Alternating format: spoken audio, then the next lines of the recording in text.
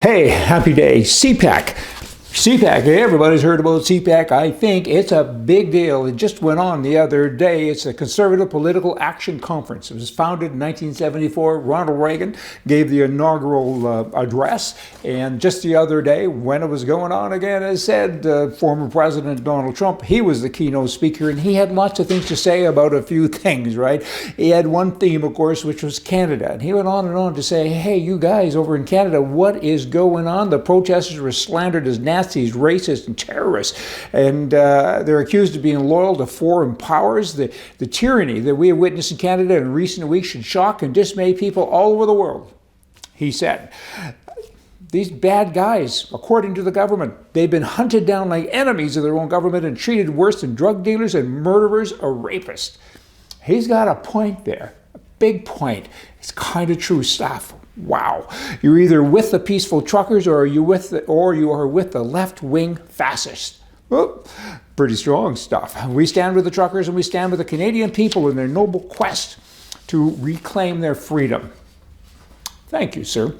He was also talking about the neighbors, north and south, not just Canada, but Mexico. And he says, this open border concept down south, it's ridiculous. A couple of million people are wandering in all of the time. A couple of million last year, so they say, and there's probably many more than that. And the Democrats and their allies, which would include the Prime Minister of Canada, they are so focused and concerned about the Ukraine, their sovereign borders, right? They ignore the sovereign borders of their own countries, but they say in the Ukraine, hey, this can't happen. You got to leave the country like it is, but you don't care about your own country. Left-wingism. I got to tell you, it is a bloody disease. Trump suggested to the Democrats in the U.S. today that they should start. Hey, you want democracy? Start with the threat that's right next door to you. It's called Canada. Again, the man's got a big point. Imagine if Trump would have done what Trudeau did. Oh boy, can you imagine? The press, I got to say. But you know what? Wasn't me. Check out my bumper sticker. Right? Wasn't me. I voted for Trump. Nearly half of Canadians say that their impression of Trudeau have worsened over this convoy protest response. And that was by, I think, Non or something research. Their impressions have worsened. Hey, I always had a bad impression of him, so I don't know that mine could get any worse, and I would suspect that most Canadians are the same. Here's a Canadian Liberal MP, member of Parliament, Sachs is her name. She stated that all this honk stuff that the protesters were doing in Ottawa is a code. It's a code that means Hi Hitler. They walk among us. This girl, is there a funny farm still somewhere, wherever she is, she should be in it. That's bizarre. What a thing to say. But it's another drama thing. Hey, they're all Nazis.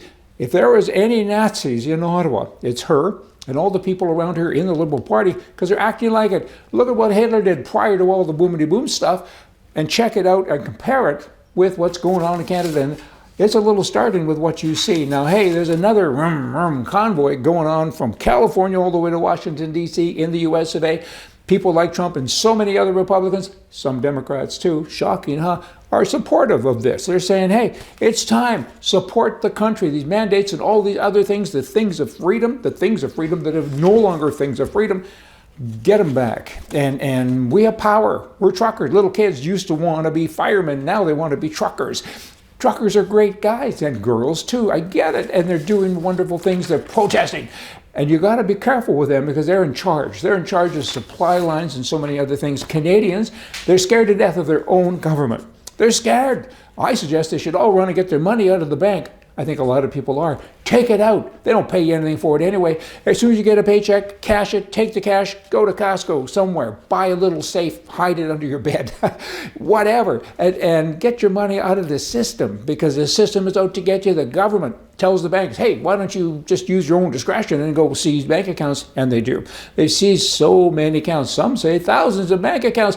I heard of one guy on the 14th of February. He has like 60 employees.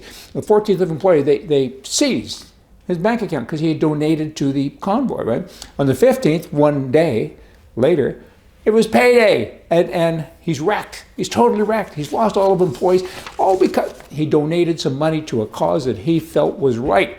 But Trudeau didn't feel it was right, and you're entitled to an opinion as long as it matches that dictator's. Not very good. John Kerry. He's the climate czar, I guess. And there's a war going on in the Ukraine. And I guess he would like them, the Russians, to have electric tanks maybe. But his biggest thing is hey, this is going to distract from climate change. Do you think? I mean, I can't believe that we don't have world peace after changing the names on pancake boxes and sports teams. Hey, Kerry, I'm shocked. What an idiot. Good bloody grief. Lastly, here, you got a guy, he's a dangerous guy. We always hear about this George, is it Soros, the name I can't pronounce. But there's another guy that's probably more dangerous than him. His name is Klaus Schwab. He's German, and he was the founder many years ago of the World Economic Forum. And he wants to globally redesign the world. Globalized world is best managed by a selected coalition of multinational corporations, governments, including the UN system, and select civil society organizations. The time has come. This guy isn't just a talker, he's kind of a doer too, because I'll get to that. There's all kinds of things that the underpinnings of this are kind of serious stuff. The time has come for a new stakeholder.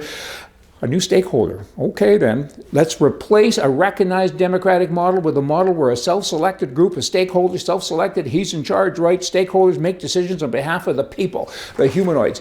And Justin Trudeau, is he part of that gang? Hey, I'm told he is, and so many other people, the Bidens. Is this a conspiracy? Is it real?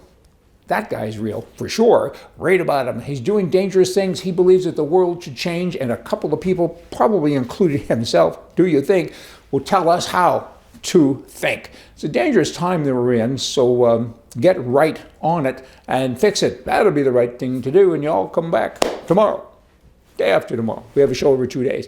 Well, more for you from the right. See ya.